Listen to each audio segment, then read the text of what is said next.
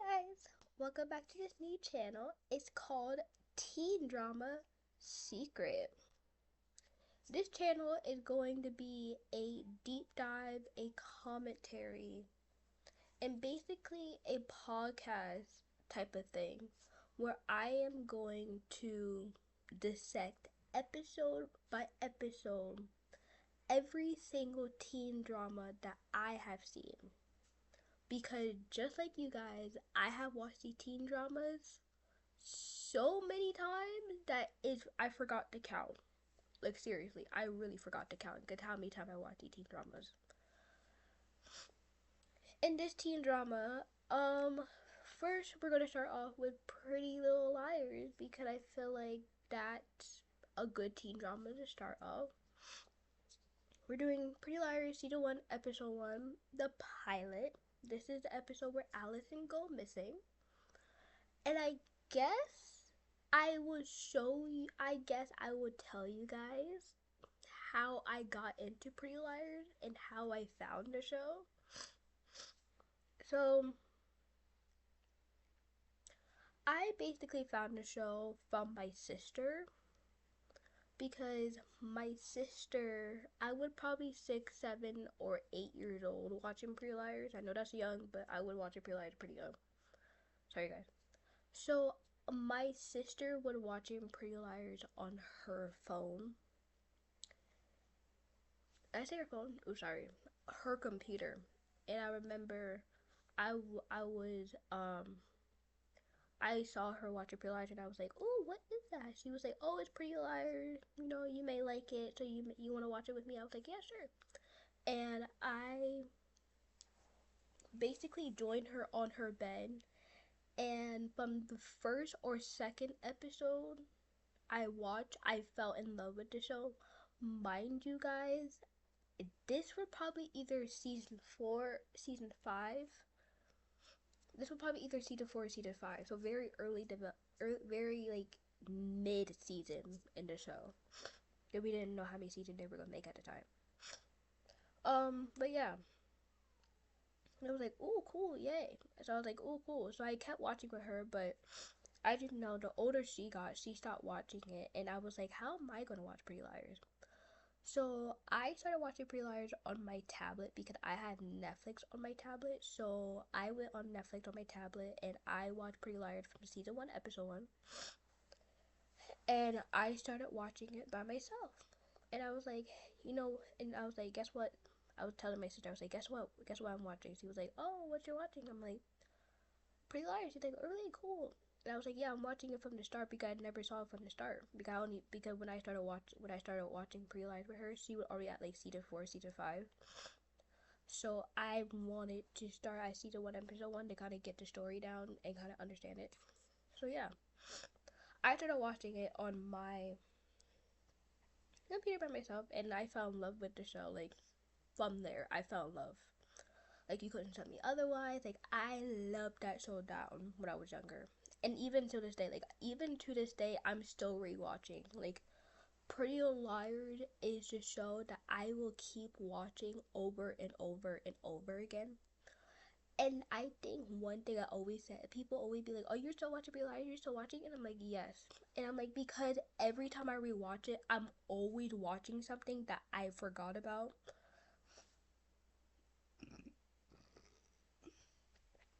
Sorry, guys, burpee. Excuse me. I rewatch Pretty Liars over and over again because when you rewatch something, you end up seeing something that you miss the first time you watch it. Like you could watch, like for example, I can watch an episode of Pretty Liars the first time and watch it, and then the second time I watch it, I can see something and be like, "Oh my god, I didn't see that the first time I watched it," or I forgot something. Like I can watch the episode and someone can send a message to the girl and I'd be like, "Oh my god, I forgot she sent that the message. Oh my god, I forgot what happened. Oh my god, I forgot that happened in the episode." Like I feel like every time you will watch it, sometimes it's like a new surprise every day. Like sometimes you either see something that you didn't see the first time, or you either remember something you didn't see the first time, or either you forgot something you didn't see the first time, so when you see it again, it's like shocking and coming back to you and all that stuff. But let me tell you, my aunt was not excited. Was not happy when I would watch it. She was not happy, which I don't understand because I was not her daughter. So for her to really care that what I'm watching is kind of crazy. But if you guys don't know me, my aunt, one of my aunts, is from Atlanta, Georgia. She is from Atlanta, Georgia, and she comes and visit us weekly or monthly. She doesn't really visit us a lot because she had a job down there and a family, so she visits up here like sometime weekly, sometime monthly, and all that stuff. Now remember, we were sharing a bed together because we were all sharing a room because the room was really tight. So my mom and my sister were in one bed and we were in the other bed. And I remember I was on my tablet and I was watching Pretty Liars. And she turned around behind me and she was like, "What you watching?" I was like, "Oh, Pretty Liars." And she was like, "Oh, why are you watching Pretty Liars? It's just a grown folks movie. It's a grown folks show. You shouldn't be watching it. It's too mature for you. Why did your mom allow you to watch it?" And she made this whole commotion. My sister's like, "Mommy allowed me to watch it and she said it was okay." So for you to really care that she's watching it, it's crazy because my mom, well, our mom, but my mom knows that I'm watching it, and my mom doesn't care that I'm watching it because she know that my sister watched it and she saw my sister watch it, and she was like, "Oh, she's watching it, okay." Like, my mom didn't care that I was watching it because she knew there was nothing in it. Like, there wasn't that much nudity, there wasn't that much sex, there wasn't really that much curse word or violence. Because again, you gotta think about it. This was on a network channel, so there wasn't going to be a lot on a network channel. Like, do you think that Euphoria would have been able to premiere on HBO Max as a television? Well, HBO Max is different because again, that's HBO Max have always been explicit, so like that's why they were able to kind of premiere Game of Thrones and stuff like that because the channel is known for being explicit, so they probably would have been able to premiere Euphoria on HBO Max if it was on the network channel instead of streaming because HBO Max have always been explicit, but yeah, it was a network channel teen drama and it was on ABC Family. So how explicit they were really gonna get on ABC Family? Not much because it's a teen drama, so they don't want it that explicit. So she was making a whole bogus thing. She was like, why do my sister not care what you're watching?" I'm like, "Because I tell her what I watch. And I tell her what I watch, A, and then B, it's not explicit for her to really care. So for you to care what I'm watching is kind of bogus and crazy." But she make she makes that whole commotion and stuff like that. My sister and my mom come in. My mom is like, she's like, "You know she watching Pretty Liars?" My mom is like, "Yeah," and I don't care because it's not that explicit, and I kind of already see it with my other daughter, aka my sister. So, and I watched it with her, and it wasn't explicit with her. So why would I care? Why would I care if she watched it? And she's like, "Whatever, fine. It's your daughter. I don't care," and all that stuff. She did that typical, "Oh, I'm not gonna say anything ever again. You guys don't want my input. I'm trying to protect you. Yada yada." But anyway, besides the point. You didn't come down here to talk about my family trauma. And not trauma, it's just a funny story I like to share because it's so stupid and idiotic. But anyway, sorry guys. But anyway, let's get on with the video. I've been rambling for 9 minutes, so let's get on with it and hope this doesn't cut like the last time. Hope this actually makes the cut on a YouTube video and doesn't cut out in the last time because I had to re-record this again and it's 1:33 in the afternoon and I still have to go to school and I have to still do my Korean and Greek learning. So I'm trying to get the video done. I'm trying to already have a video posted on the channel while having to wait a very long time until I feel ready to make a next video. But, you know, you guys didn't come here for that. So yeah. So I am going to do something different that a lot of people who do these type of videos don't do. I'm going to give you guys a introduction of what the show is about and what are the characters' personalities and what are the characters about, because you really don't learn, you learn the character personalities as they go on, but you don't really know about the character personalities a lot. So I kind of want to give you a kind of rundown of their background, their personalities, why they are the way they are, and yada yada yada.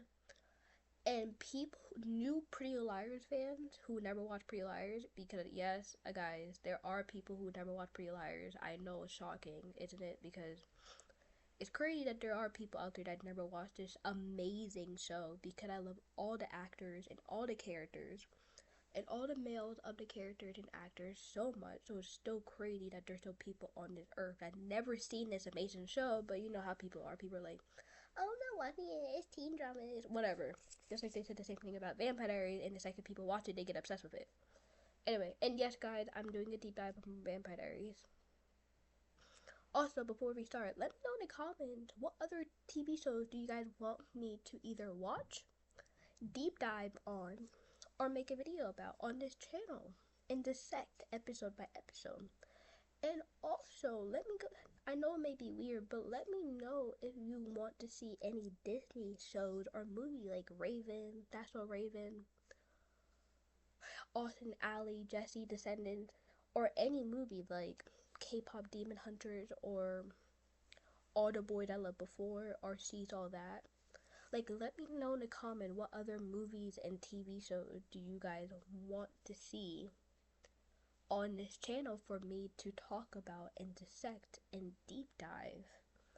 And yeah, and also guys, disclaimer, this video, these episodes are not going to be on Spotify.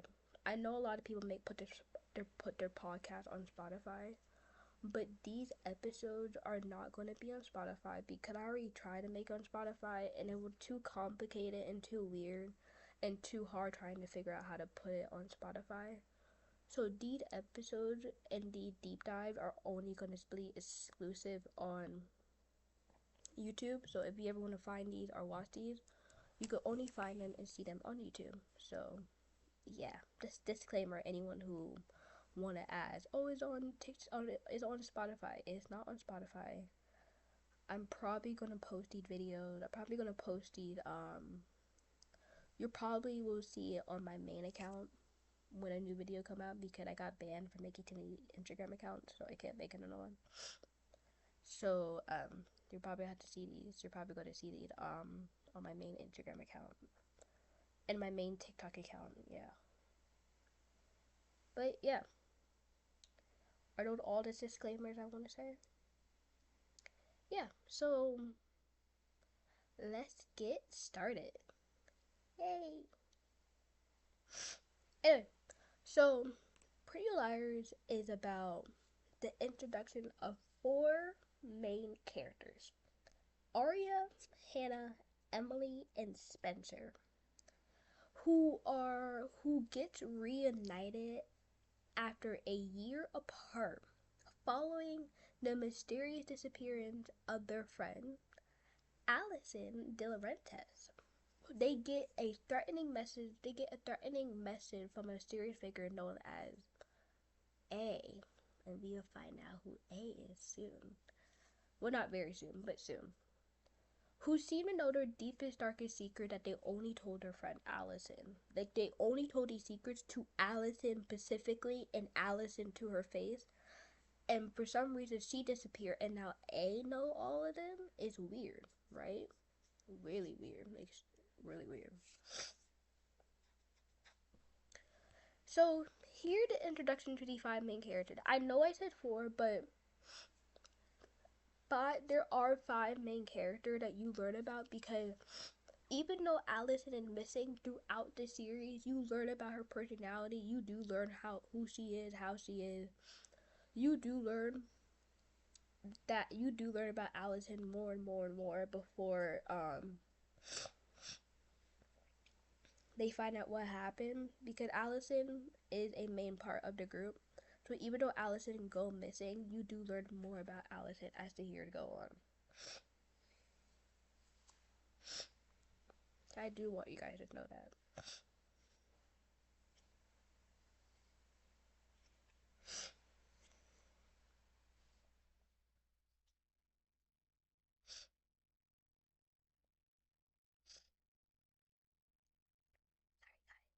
I'll be back. Sorry, guys. Sorry, guys. But yeah, I'm back. So, here the introduction to the 5 main characters. So, the first main character is Alison DeLaurentis. Allison is the queen bee of the school. She's the most popular girl of the school. You will find about this character sooner, but as Mona said, she's basically the girl. She's basically the girl that every guy wanted to be with, and every girl wanted to be. Like she's the it girl. Like you could say, Allison is the Blair Wardolph of the group. Queen Bee, everybody wanted to be her. Everybody, every guy wanted to be with her. Every girl wanted to be her. And yeah, and before her disappearance, she liked using the other girls' secrets, deepest and strongest secrets, against them if it means to stay together. Because Allison, like, quote or motto, friends keep secrets, that would keep us close. And Allison sure does realize later that secrets don't keep your friend close. I meant to say close. Secret doesn't keep her friend close. Secrets actually keep her friends further and further apart away from you. Because when you keep secrets from them, it's distrusting them and you're separating yourself and your honesty away from your friend. And she does learn about that very, very, very later on. Spencer Spencer is the preppy, ambitious, competitive girl. Like you could say Allison in her looks, she's the Serena. But in her personality, she's Blair. Spencer, her personality is Serena. Hold on. Spencer looks is Blair, but her personality is very Serena.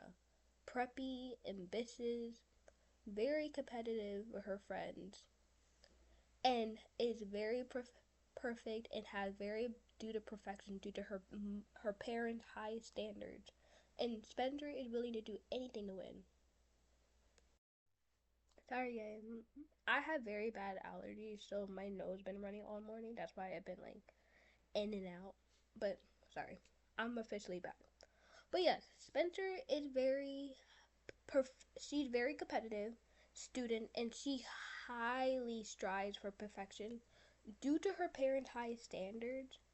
And also, she's a perfectionist and willing to do anything to win because Spencer also has a huge rivalry with Melissa, who is also very competitive. And because she grew up to be kind of resentful of Melissa, she always felt compared to Melissa, and that's why she's so competitive, and she always feels like she's good enough because basically her parents were like, if Spencer got an A plus, if Spencer got an A plus, Melissa got an A plus plus. If Spencer got an A plus plus, Melissa got a 50 A plus plus. If Spencer got a 50 A plus plus, Melissa got 1,000 A plus plus, and like it would always comparison. And you do realize later that it's not just only Spencer parents that kind of made Melissa that made Spencer kind of made Spencer a rivalry with her older sister and very competitive. You could kind of also say Allison was kind of behind Spencer, kind of pulling the string and kind of also making Melissa really resentful of her sister. Because I won't spoil it. If you guys are watching Pretty Liars while also coming to this commentary deep dive type of podcasting, I haven't figured out the name. Then you guys who are watching the show you guys who are watching the show while I'm also filming this episode will see that it also Spencer who is pulling the strings. No, did I say Spencer? I'm gonna say it's also Allison who's pulling the string because Allison hate Melissa and has a huge rivalry with Melissa, but it's not for the ways you think they are. She has a huge rivalry and huge hateful Melissa for a different reason. And yeah. And Spencer never felt like she's good enough. And I think also Allison kind of helped Spencer feel like Allison really made Spencer feel like Allison and Spencer were always going head to head with each other, but I feel like also Allison made Spencer feel like she's not good enough also. With a lot of argument, a lot of competition, I feel like Allison also made Spencer go through with her sister that wasn't necessary, her parents, and yeah, there's a lot. But yeah, and Spencer is one of my favorite characters. I feel like Spencer is a relatable character. Spencer's a relatable character. I feel like a lot of people who grew up in that type of environment can relate to Spencer and can kind of see Spencer through their own eyes. And I feel like Spencer have always been my favorite character. I don't know why. It's just I've always just looked at Spencer and I feel like I just saw myself in her. Even though I love all the actors who play all five of the girls and the guys so much, and even though I love all the actors who play the guys and girls so much, and I love all the characters so much. Spencer have always been my favorite character, and the next one I'm going to talk about have always been my favorite character. The next character is Hannah Marin. Yeah, Hannah Marin and Spencer had always been my two favorite characters out of the whole group. But yeah,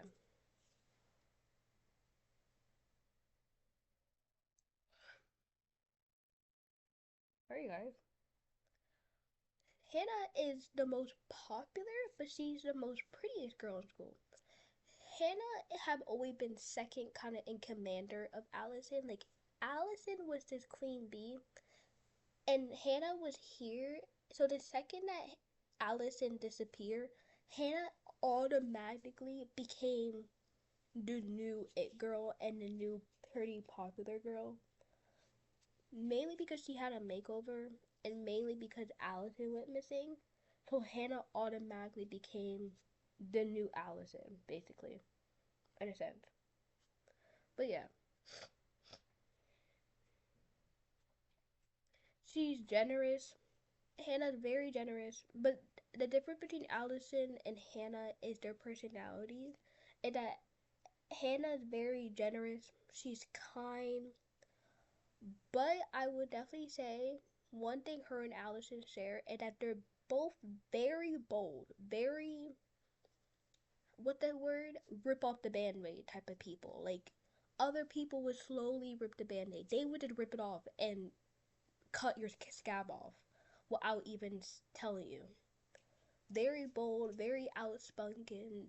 She's the blunt end of the group. Everybody else want to kind of be like, well, yeah, but and Hannah would be like, well, your sister then. Like that's how bold she is. Like she just says the boldest statement, and she doesn't care. And because she's the outspoken one, so she has to rip the band-aid off. She feels like she has to be the blunt one, and all that stuff because everybody else want to baby everything and all that stuff. But yes, well, and she often make very smarky comment, and I will comment on the smarky comments she makes later on in the series. But she make a lot of smarky comments that you guys will soon later on find out why. And she is not afraid to say what she thinks of a person. If Hannah won't like you, you will know about it. If Hannah hates you, you will know. If Hannah like you, you will know. Like you will always know what Hannah thinks of you because she never holds back what she thinks of you.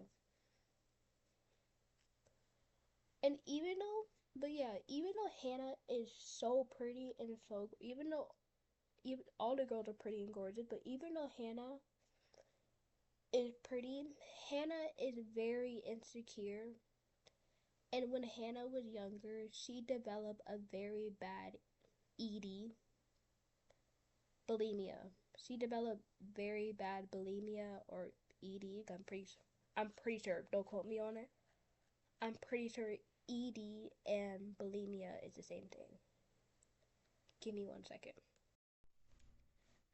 I'm so sorry. I just researched and they said ED and bulimia is not the same thing, and I'm so sorry for anyone who was offended at that comment. I did not mean to, and I did not learn, and I just learned that they're not the same thing, and I'm really sorry. I'm sorry for that. Anyone who got offended by that, I'm really sorry. I forgot that they're not the same thing. I'm so sorry. Whoever got offended by that. I'm sorry. But yeah. But yeah, Hannah developed a bulimia.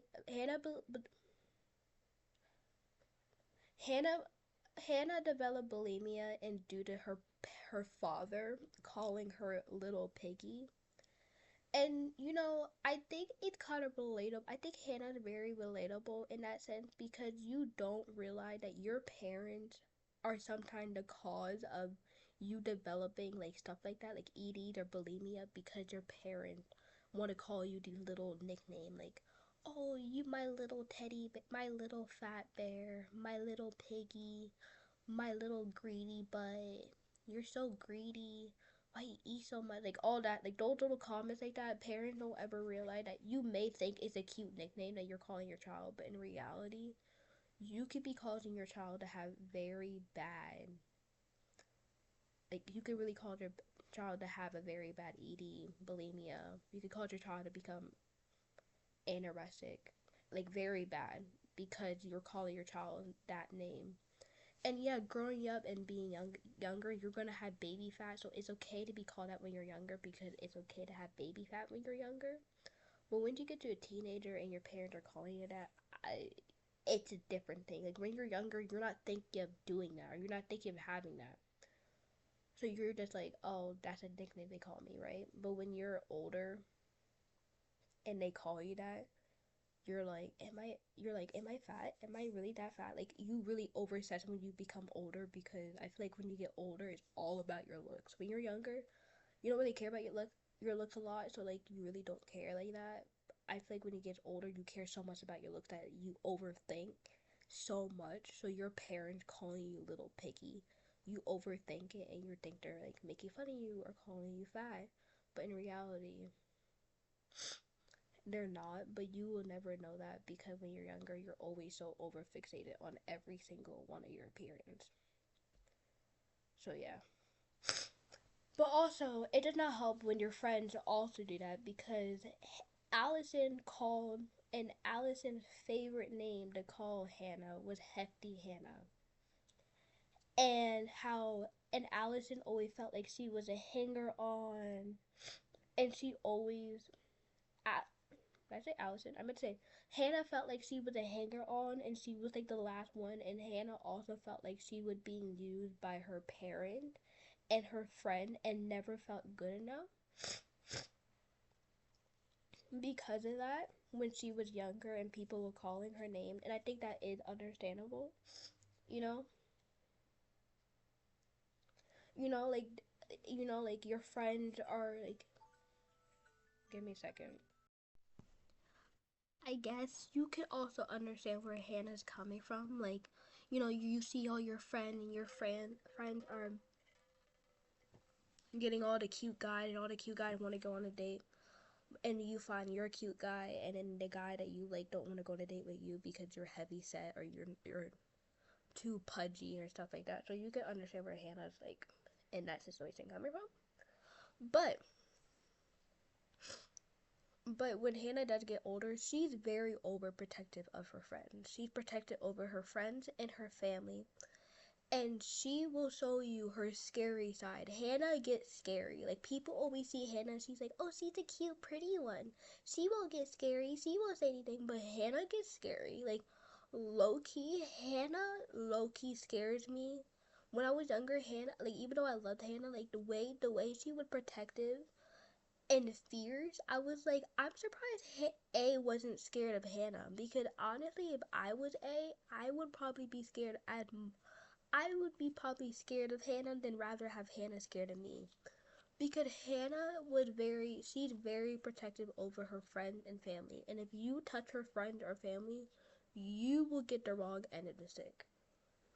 And that's how overprotective she is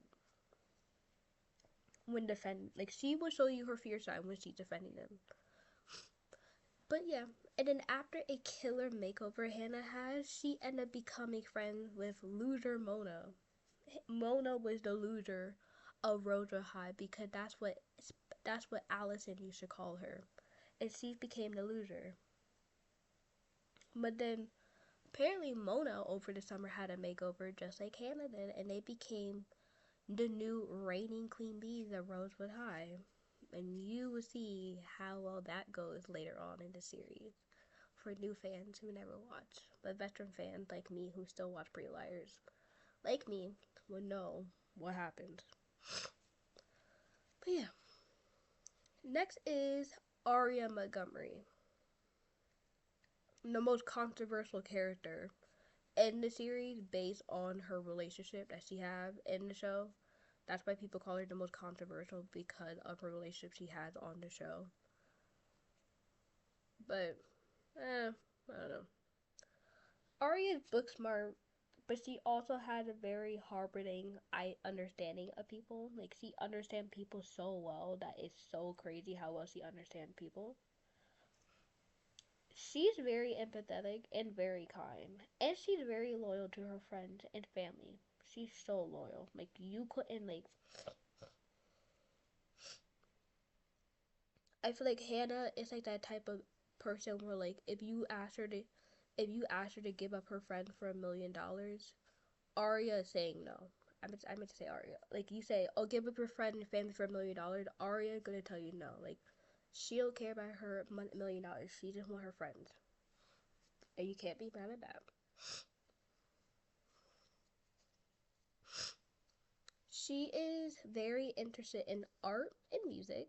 We do learn about that later on, because the art thing and the music, and also kind of like art, music, and photography becomes a big part in Aria's career later on in the series. Aria is sensitive, but she's spunky. She's spunky, very spunky. Like, Aria is basically, I hate to say she's a dream pixie girl. Like, she's that dream pixie girl that you see in that trope. I hate to say that because she's not the dream pixie girl, but she kind of is a dream pixie girl. And she will always have something to say or ready to point out when someone is doing something wrong. Aria is the first person to point out something doing wrong,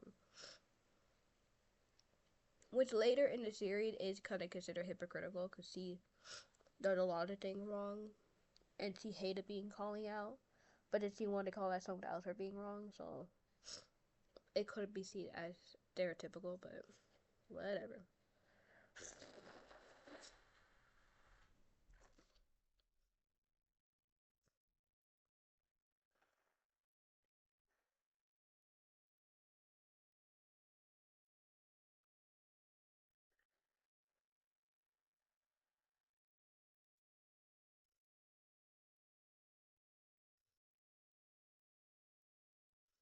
Sorry guys, allergy. Arya and her family was living in Iceland for a year. And when Arya returned, she felt like a new and very mature person after she returned. And yeah, that's all she had to say. Like, I guess you could say Iceland is a very big part, but not a very big part. I feel like Iceland played a big part in her relationship in season 1, where she's trying to keep someone a secret, but Iceland stopped bringing it up by season 2. But in season 1, Iceland is a very big plot point in season 1, and you guys would know why. Arya reads a lot and she learns a lot, and had time away from the bubble of Rosewood to recover from Alison disappearing and missing, because again, these 5 group of girls were very close knit. So when Alison left, they kind of all dispersed, because after Alison disappeared, it was a lot for all of them to be together when Alison disappeared. So that's why they all separated.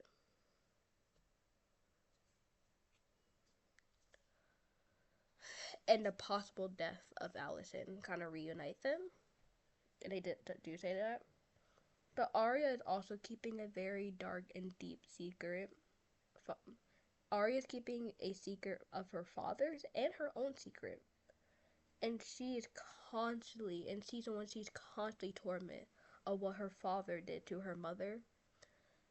And what is she deciding to keep from her mother for a long, long time. And you will find out what the secret is. You guys will find out what the secret is. Because the secret is so bad. And I hate the fact that Byron made his own teenage daughter keep this a secret from her mother. Like, you are the parent. And you're making your own 16 to 15-year-old daughter keep a secret from you because you didn't have the balls enough to tell your own wife. Like, what type of father does that? The fathers are fucked up sometimes. Yeah. Now, here's everybody's favorite character. Emily Field. Emily is shy, she's caring, and she's emotional. Emily is definitely the most very wary of the group. And she always says her piece when she's asked. When she's asked, she says what's on her mind too. But she's way more timid than the rest of them. Perhaps because she's harboring such a large secret for so long. And that's why she's so timid and so like jumpy, I guess you could say, and very scared because she has a secret that she's been hiding away from her mom about herself for so long. And she doesn't even want to admit it to herself, and that's why she's so timid. Emily is also so kind and so thoughtful for people. She's very empathetic and very caring of others' feelings and ideas in the world. But Emily is also very, very cautious. Like, she's so cautious in the series. Emily seems to live a happy and loving life with both of her parents, but until her dad, she's basically, her dad is a military dad, meaning her dad is in the military and doesn't visit her in a long time. And her dad was forced to move to Texas for the military. So she really doesn't get to see her dad a lot of the time, and you could tell because when she needs to talk to her, like, her mom is very judgmental. She feels like her mom is judgmental and her mom won't love her the same, but her dad can like listen and hear it and understand without having to judge her. So it's really hard. I think Emily always said that it's really hard to be herself around her mom because she feels like her mom is so judging her and always so judgmental. Out of all the girls, Emily have had the particularly very close relationship with Allison. And low-key, Emily developed a crush on Allison. I wouldn't say Emily was the first gay character on television, but she technically was, I guess you could say. She wasn't the first gay character, because if you watch Degrassi, you could say Marco was the first gay character on Degrassi. But there's a lot of gay characters that after her, but I feel like she was like the first main character who was gay, because if you think about it, on Degrassi, even though Marco is considered a main character, he really wasn't a main character. So he was basically the side gay main character, because he wasn't like the main character like Emma and Manny. But sorry to talk about Degrassi. Like, I feel like Emily was like the first main character who actually was gay. And they didn't want to hide it, and they actually wanted to show it. And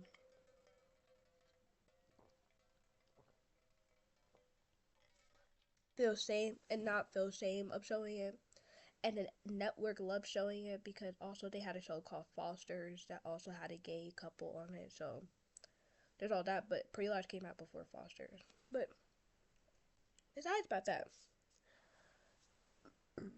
Emily developed a crush on her friend Allison, which Allison knew, and Allison used to make fun of and taunt Emily about it. Like, Allison would kiss Emily one moment, and then Allison, the second that Emily tried to kiss Allison again, Allison would be like, Emily, I don't like girls. If I was kissing you, I was just using you for practice.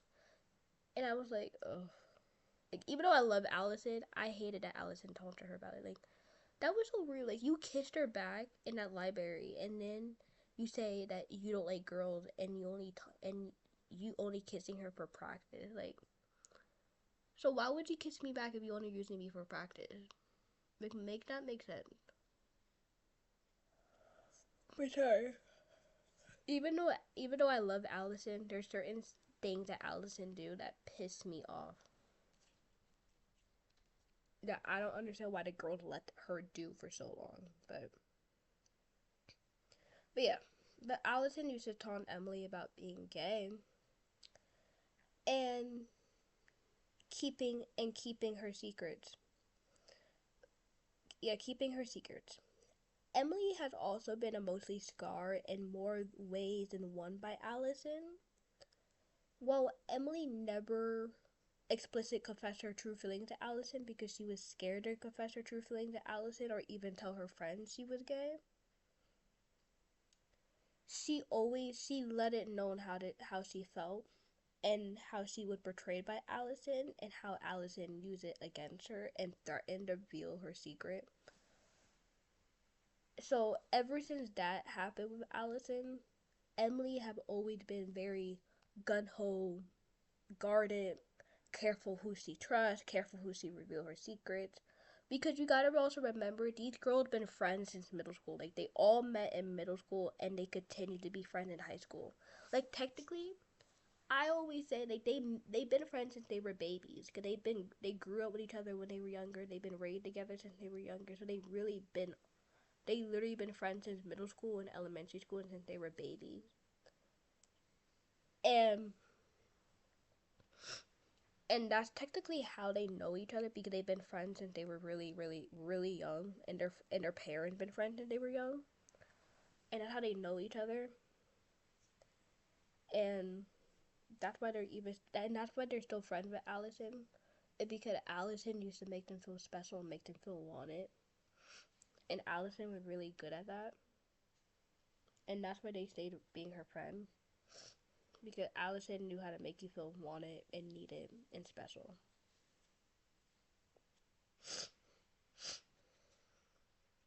But yeah. But now that you know about the girls and their traumatic backstories and their trauma, I guess you could say, let's get on with the episode. So this is, as I said again, this is Pretty Little Liars, Season 1, Episode 1, the pilot, and this is Allison Goes Missing. I hate this. This sounds like an audiobook. I need to fix this. When I do this later, I need to fix this. But yeah, this is Allison. Allison went missing in this episode. So we start off the episode with Allison. Sorry, we start off the episode with Allison disappearance. Like, this is like this first episode is Allison disappearance. We start off the episode with that. And we start off the episode and we see that Allison and her friends are having a sleepover in Spencer's barn. Spencer has a barn in the back of her house. You see it because Melissa lives there in this episode. Melissa moves in and she stays there permanently because she doesn't want to stay in the house. So Spencer has a barn in the back of her yard, and the barn ended up becoming, like, in the series, the barn ended up becoming such a big, like, murder weapon, become a big evidence, become very big in the whole story. Because it's very important. And they always have their sleepovers there. Like, a couple of their sleepovers they have in the show is in Allison's barn. I mean, Spencer's barn. Sorry. But yeah. But then all of a sudden, the lights gone out. And before Allison had And they're all like, what's out there? Why the lights go out? That's weird. Like, what is that? And they all huddle up together and they all sneak and they all try to see. And Allison jumped out and scared them by sneaking up on the other girl in the barn doorway. And they all go, that's so not funny. Why would you do that? It's dark and scared. I'm waiting for you. Why would you do that? Why would you think that's funny? Like, that's so not funny. Why would you think that's funny? Like, that's not funny. And I don't blame them, because the way that I would have smacked Allison in the face if she scared me, ooh, I would have been like, what's, like, what, what? Like, it's dark, the lights gone out, and you're trying to do that stupid shit in the dark and the lights are out. And it's thundering, like, why? Like, that's not funny. But they all laugh and they joke about it, and Allison starts drinking. And drink, she bought them. And Allison goes, drink up, Aria. She gives Aria the first drink. She goes, drink up, Aria, and Spencer says, be careful, Aria. Drink too much and you tell us all your secrets. And they joke, and Allison goes, friends share secrets. That's what keep us close. Drink up. And she kept drinking. I guess you could say a few minutes ago or a few hours later, Aria wakes up and is followed by Hanna and Emily waking up to find that Allie and Spencer is gone from the barn. Or missing, let's be exact. Missing. And Spencer had returned to let the other girls know that Allison missing. Because they go Spence, Allie, and Spencer shows up and Spencer goes, sorry, trying to remember. Spencer goes, I tried to look everywhere for her. I even think I heard her scream. And they're all scared and shocked because they're like, you heard her scream. That's weird. Strange. Yeah. Spencer returned to let the other girls know that Allison was missing, and Spencer thinks she heard Allie scream. And they're all like, okay, that's weird. That's weird. Why would you hear Allie scream? Like, you only hear people scream when they're in danger. So they're all shocked and scared. So now we see it's in the future. It's a year. It's in the future. It's been a year since Allie disappeared. So at the time when you see the newspaper gets thrown on the floor and you see Allie's picture, it's already been a year since Allie disappearing. It's already been a year since the girl's friend Allison disappeared, right? Aria has returned from her father's sabbatical. Sorry, I have a script to remember all this. So if you see me looking over, I'm not reading it, but I'm looking at my script. I have a script here that kind of help me remember and help you guys remember and kind of get the video going. So sorry, but sabbatical, whatever. Meeting. Let's go meeting. I'm not about to spend here trying out. Meeting in Iceland. And she returned to a whole ass new dynamic in Rosewood. Which is weird because it's like, why would there be a new dynamic? You would think the girls would kind of still be the same. But I guess it's been a year. You guys haven't seen each other. So I guess you guys would be very different, very new. So I guess I can understand the whole new dynamic. But it's really weird because it's only been a year since Allie disappeared. So I don't know how different. Sorry. I don't know how different they would be, but I don't ask questions. I'm trying to remember. But yeah, Aria she's trying to unpack her room, trying to get her room ready, decorate her room, trying to get all the houses. In her when Aria is getting dressed to the song, you hear a song and it's playing in the background behind Aria getting dressed and brushing her dry. The song that's playing in the background is I Won't by Kobe Callis. And let me tell you, when you hear this song, it's the most late 2000 and early 2010 song you will ever hear. I don't want you, don't want all it is you say no. All it is is feeling. All it is that type of song. Like that's the lyrics, not the lyrics, but that's what the song sounds like. And her mother Ella is unpacking the boxes, and I'm excited to tell you who's Ella is. Ella is Aria's mother, and if you guys like me who grew up watching Charm, then you would know that Ella is the same actress who played Piper from Charm. And I love Charm, and I want to do a deep dive on Charm, and I'm going to do a deep dive of Charm on this channel because Charm was my favorite supernatural television show growing up. Like, I love Charm. I still watch Charm to this day. And the reboot of Charm was so bad and so ass that it's disrespectful because Charm was like, it's the best witch show you could ever have. The best show about sisters and the best witch show ever. So to have a show of a reboot of the best show ever was ass. But we all know there's no reboot that's good. Every reboot is ass. But anyway. But yeah. I'm going to be making a deep dive episode on Charm, and I'm so excited because I love Charm so much.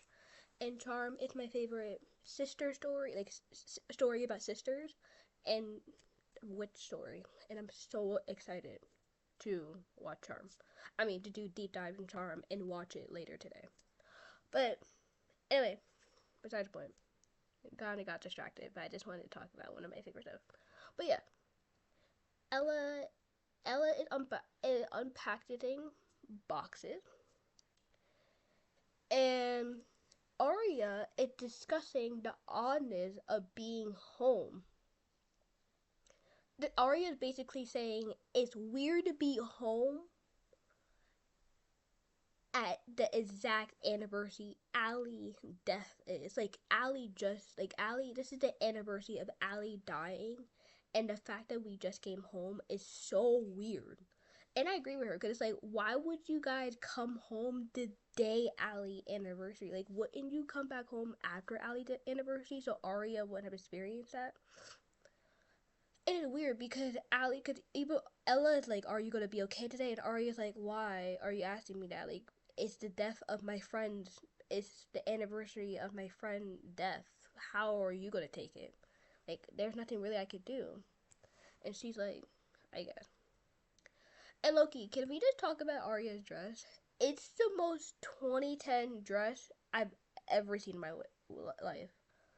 But Loki, it kind of eats. Like if anyone grew up in the 2010s, anyone knows the horrid outfits, the high-low dresses, the weird color pattern. I'm telling you. Look at the Degrassi season 13, season 14, and look at the outfits they're wearing, and that would tell you how scary the outfit trends of the 2010s was. The highlighter jeans, the highlighter shirts, the weird cheap necklaces they would put with every dress and every shirt you buy. It's horrible. Like the outfit I wore in 2010s is scarring and disturbing. But anyway, I didn't mean to go on a whole rant, but it's so scary. Like, thank God we're not the same, but that's the problem, is that we went from cool outfits and cute outfits in the 2000s to scary outfits in the 2010s to boring, weird outfits in 2020. Like, they're not even outfits anymore. Everybody just butt, booty, ass naked at this point. But yeah, when Ella leaves, Aria basically talks to her father, Byron, that she intends to keep Byron's secret. Which is disgusting. The fact that as a father, you're telling your the fact that as a father, you are telling your 15 and 16-year-old daughter to keep a secret from her mother that you cheated on her in Beholding. You cheated on her mother, and you want her to keep a secret? Like, what type of father does that? But you will realize that Byron does not win Father of the Year. Honestly, any of these if you grew up watching teen dramas, then you would know no father won Father of the Year in any teen drama. There's not one teen drama that I have watched where I have liked the dad. The dads are always horrible in teen dramas. And I don't understand it, but it's low-key kind of relatable because, again, really, who has a good father nowadays? I guess it's relatable that the father in so many teen dramas are horrible because no one have a good father nowadays. And yes, Byron has some very many bats in the cave. But I think honestly, Byron sometimes have more bats in the cave than the girls do. The parents, oh, let me tell you, the drama of the parents, ooh. Specifically, Spencer's and Alison parents get entangled, but we will get there when we get there. But yeah, and then we see Aria. She drops her brother Mike off at lacrosse practice. And if you guys watched Teen Wolf growing up, the most 2010 show you can watch back in 2011, then you would know that Mike was in Teen Wolf. I forgot his character, so don't ask me what his character he played, but anyone who was a Teen Wolf fan like me growing up knows who Mike played and how annoying his character was. But I love Mike and I love his actor. And he's so cute.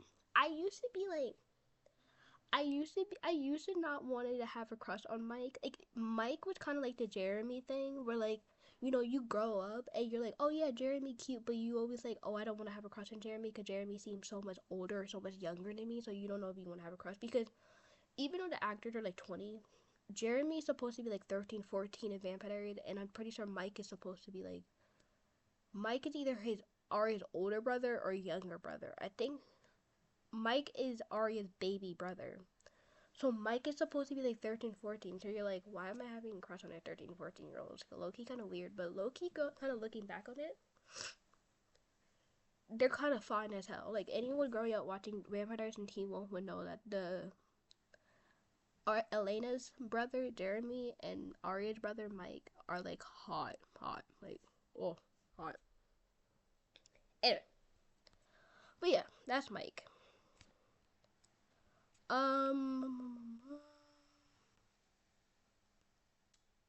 Before, yeah, before heading to, yeah, before heading to a local bar, Aria noticed a missing poster of Allison. And it gets her kind of in the mood. It kind of gets her sad because she's like, oh, there's Allison. But I don't blame her because, she came back on the death of her friend. So I don't blame her for kind of feeling upset. And she spots the hot Hollis college grad named Ezra Fitz. Anyone grew up knew that I had a crush on Ezra.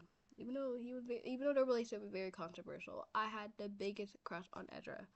He's so hot. Like, who didn't have a crush on Ezra? Like, come on. Like, you've seen him, right? Like, that hair, like, ugh. Everybody had a crush on Ezra. Anyway, sorry, guys. Sorry.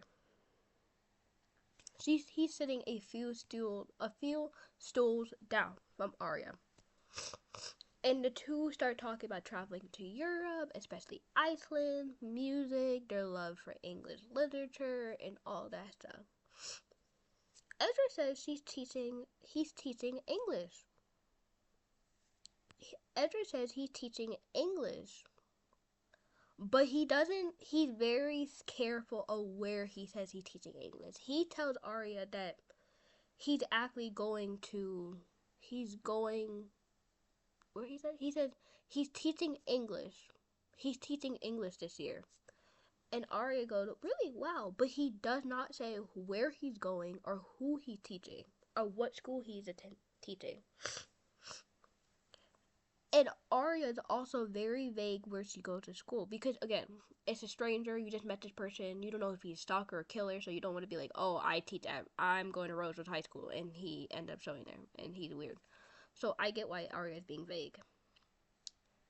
But the next scene you see of them, the two start making out in the bathroom. Yay, in the bathroom. Isn't that exciting? I'm like, I was like shocked when I first watched that scene. I was like, oh, okay, Aria, get it, I guess. Like, you just met this hot dude and now you're making out with him in the bar. Like, okay, Aria, I get it, I guess. At Rosewood, at the Rosewood, at the Rosewood Mall, we see Hannah and her friend Mona. And the song that's playing in the background of Hannah and Mona shopping, I guess you could say shopping montage, is It Girl by Twirl. It's a music that plays in the background when they're shopping. Hannah bumps into Spencer, and Spencer was asking Hannah, does she see the missing posters around town? Like, have she seen Allison missing posters around town? And Spencer says, she's gone, but she's everywhere. Which is very vague and really weird to say, but you guys will kind of understand why. She says, she's gone, but she's everywhere, because you guys will later find out why she says that, because it's a specific reason. When I first watched Pretty Liars and Spencer was like, Allison is gone, but she's everywhere, I was like, okay, that's really weird. Like, why would you kind of say that? That's kind of weird to say that. But then the more I watched Pretty Liars, I was like, oh, that's what Spencer was talking about when she says she's gone, but she's everywhere. So in the beginning, you think Spencer's weird when she says that, but you find out later on that Spencer's actually, like, kind of right. That she's gone, but she's everywhere, but yeah. Yes. She also takes the opportunity to catch up with, Spencer. Hannah takes up the opportunity to catch up what Hannah been doing to sorry guys. Oh my god, I can't read. Hannah takes the opportunity to catch up with Spencer and see what she's been doing for the past couple days. Spencer says that her sister is getting engaged, basically. Getting engaged to this hot new dude, Ryan. And he's a college grad, and everybody's excited, and everybody's thrilled that he's a college grad. And Hannah gives Spencer a shirt, and Spencer goes, "You want me to upstage Melissa, really?" And Hannah goes, "Your sister can have one thing, but your sister doesn't have to have everything." And I like that she says that because she's basically saying your sister doesn't have to upstage you on everything. And I like that she says that. That is true. You can't let your sister upstage you on everything.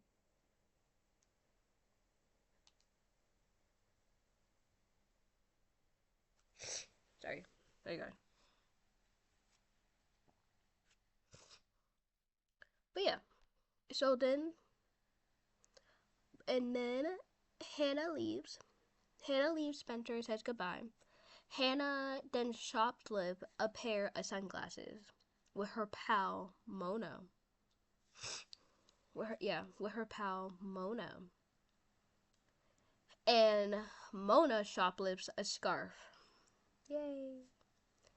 And then the security guard follows Hannah out of the store and hands her the bag, which she forgot inside. Hannah smiles mocks-endlessly, and Mona leaves with Mona, both scared but relieved. Byron, and then the next scene we see, Byron is driving Aria. I guess after Aria dropped Mike at hockey practice, Aria goes back home for her dad to drive her. Byron drops Aria off for her first day of school, and while the two alone in the car,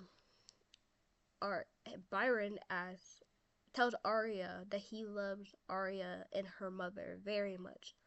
And Aria kind of says like a slick, it kind of says like a kind of very what's that word?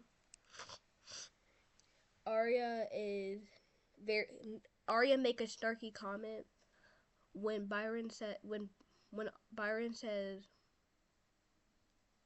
I love you and your mother. Aria goes, do you?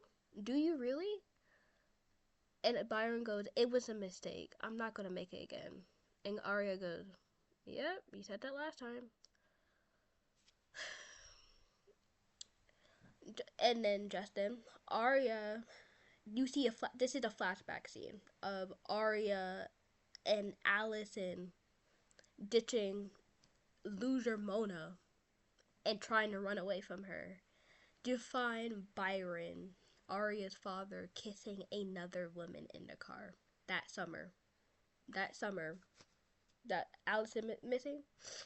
That's the flashback. That flashback is that summer of Aria and Allison catching Aria's father and another woman kissing in the back of the car, and Aria caught them. But isn't that wonderful, Spy? Seeing your dad going out with ice cream with your friend, and then seeing your dad and his mistress over here making out in the back of the car. Isn't that exciting? Wouldn't you love to see that too? Like, wouldn't you love to catch your dad and your dad and his mistress in the back of the car? Yep. And then keeping a secret, like what? Like the way I would have told my mom so fast, and it could be just because I'm a daddy girl and I didn't grow up having my mom and my dad married. So I grew up like living with my mom. I grew up just living with my mom, not living with my dad, and I didn't really grow up. Because by the time I was already getting older, my dad and my mom was already divorced. So I guess I grew up being a mommy's girl. So like, I guess you could say the mommy girl in me would have told my mom so quick. It would have been so fast. Yeah, I guess you could say the mommy girl of me and my mom and my dad were still married, and my dad cheated on my mom. I would have told my mom so quickly. It would have been funny. But yes. And then we see Aria comes back to the present time after the flashback, after she remembered that scene in the flashback when she's looking, when basically when her father disappears, he looked at the back of her father, remember, and saw that flashback. And after Aria came back to the present after seeing that flashback, Emily comes and says, Aria.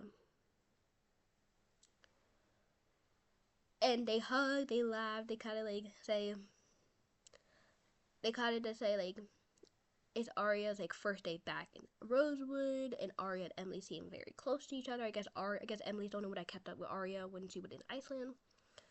And Emily's the first one to welcome Aria back into Rosewood. They're really friendly right away, even though they lost contact, which is surprising because you would think they would be kind of animosity. But I think that kind of shows you that, like, I guess they were basically trying to make a conclusion that Emily was the only one that really kept in contact with Aria when she went to Iceland. Like, everybody else kind of lost contact, but I guess Aria and Emily were the only one that really was still talking to each other when Aria went to Iceland. I guess it's like supposed to be like type of thing. Like that's why they're still close with each other, and that's why like Emily was still there to welcome Aria, because it's supposed to make it like, I guess it's supposed to be like, oh, Aria was the only one.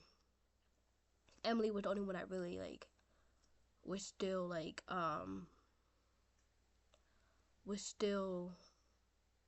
keeping contact with Aria when she went to Iceland. That's basically what it's supposed to be, I guess.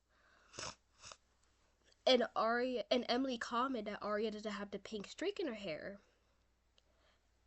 And Emily said, I think the last time I saw you, you had a pink streak in my hair.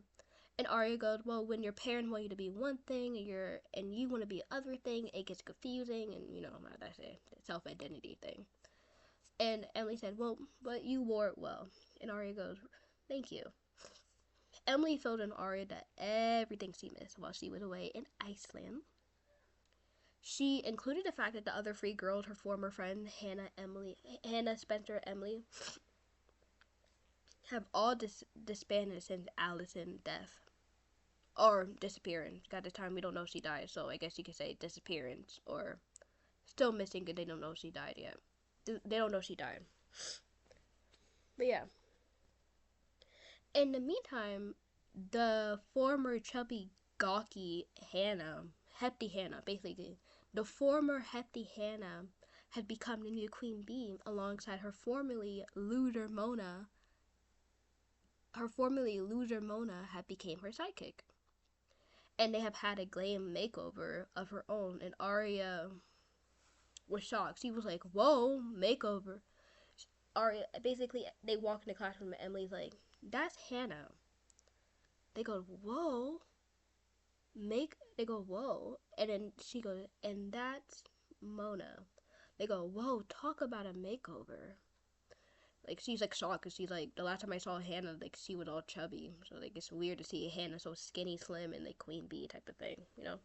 Which is understandable because, girl, tell me about it. If I went to school and I saw my friend become this pretty girl, I would have been like, what happened to her? Like, I would have been shocked too. I don't blame Aria. But Aria, but then Aria sits down to get settled in the classroom, and Aria sees her fling, the cute young college grad named Ezra, shows up at the first day of school, and he sits down. He shows up, and he sees Aria, and she stared at him in shocked and mumbled, "Holy crap!" And they all went, and they all laughed. They were all like, like they all was like, basically was like, does she know him? Why he said "Holy crap"? And her phone rang, and she goes, "Sorry." And she get a text from A that says, so this is basically the first A text they get in the episode. This is the first A text. Aria was the first person I get the first A text in the episode. And Aria goes, sorry guys. Sorry. Let's get it together. This is the first A text in the episode. The first A text that we see in the first A text that everybody gets in the episode. And the A text that says, maybe he fools around with all students. Maybe he fools around with the students all the time. A lot of teachers do. Just ask your dad. A. Letting her know that A is aware that they know about their illicit relationship. But A is also making her know that knows about her dad too. So she goes, Allison? And she's scared, and she's basically shocked and scared because she's basically shocked because she knows that only Allison knows about the Byron thing. So for A to know that is scary and it's shocking because it's like, what? But yeah, so then Aria closed her phone and she says sorry for the beeping noise and the lesson began. Meanwhile, we see that Emily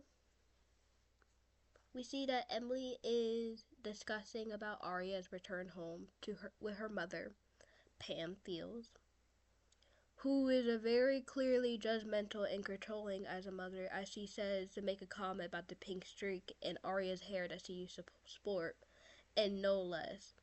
And she basically criticized Ella and says, why would her mother walk around like that and want her daughter to portray as emo, I guess. And Emily basically says that Ella basically wants Aria to have self-expression and it's okay to have that. And, all that. Just to let you know, Pam is really judgmental. Pam doesn't stop being judgmental until like very, very later, so you will get a lot of comments from Pam that is very, let's just say, judgmental, controlling, and very, a very, like, kind of confused answers, and you're like, But yeah. Emily then was sent on her way. They were basically making a gift basket in the scene. They're basically, like, putting food and kind of gift treats in the basket for the new neighbor that just moved into Allison home. So Pam basically sends Emily on her way to kind of send the basket to My the Saint Germains. Sorry, the Saint Germains that move into, as I said, Alison's home, and Emily meets the Saint Germain's daughter, this spunky girl Maya. I end up loving Maya. Maya ended up becoming one of my favorite characters, and then also I hate to spoil it, but for people who have watched the pre-live know that Maya ended up becoming my favorite Emily relationship. Like out of all Emily relationships, Maya became my favorite one. I ended up loving Maya, and I was so sad. I was so sad about what happened to her later on in the series, and I was so pissed off at Marlene King, who wrote Pretty Liars, made Maya do that and and got rid of Maya that quick, and I was so sad. I was so heartbroken and sad. Like I literally, when that scene happened, when that scene happened with Maya, I cried. When I tell you, when I watched that scene with Maya and Emily's like, what happened to Maya, and they announced that Maya is gone. I'm and Emily's crying. I'm literally sitting on my computer crying with Emily. I was so sad that Emily I was so sad that they did that to Maya. I was so heartbroken and so sad. I was like, why would they do that to Maya? Like, Maya was just a good first girlfriend. Like, for Emily to become what she is and become confident of what she is and become confident in herself, Emily and Maya was just a good girlfriend for that. So for them to get rid of her so quickly, oh, mm, I can't even talk about it. I don't even know how I'm gonna make it through when that episode comes. But anyway, but yeah, Emily's really sweet and kind, and Emily helps Maya move her boxes into her new home. Both of the girls say they have boyfriend, and Maya even persuades Emily to try to smoke weed for the first time in forever. And Maya even jokes, Maya goes, first time? Emily goes, no. Emily goes, yeah. And Maya goes, well, I'm corrupting you. And they kind of laugh a little awkwardly, and Maya goes, and Emily goes, I guess. Kind of like a little awkward guess. And I guess we will come back to whatever happened with Maya and Emily later on. At this and at the same time, all-star Spencer Hastings must contend with her sister's new fiance, Ren. As I said, Ren is a doctor who graduated college that the parents are so excited about. Melissa even this is a rare occasion we ever get. Like Melissa complimenting Spencer is really rare in the series. So don't act like you're gonna get a lot of time because you don't. Because Melissa's like for some reason so jealous of Spencer for no reason, but anyway. Melissa compliments her sister on the renovation of the barn that she's been working on for the past month. And Melissa basically sits in front of Spencer's face and informs her that she's moving into the barn. She goes, I like what you done with the place. Just to let you know, me and my fiance moving in the barn. And Spencer promised to move into the barn because she promised her parents, because she said if I kept my grades up, if I worked really hard, they promised that I would move into the barn. And Ren is very sensitive and very concerned, and obviously Ren comes out and Ren's like, is Spencer okay? Is something wrong? And Melissa is smirking and so happy, so excited, and Melissa goes, nothing wrong with Spencer. She'll be fine. She'll be okay. And Ren feels bad about it, because Ren's like, damn, I kind of took the barn away from her. And Melissa doesn't give a fuck about her sister, so obviously she doesn't care. Which sucks, because it's like, what? Hold on, give me 1 second. It just really shows you that other people care about Melissa. I mean, other people care about Spencer when Melissa don't.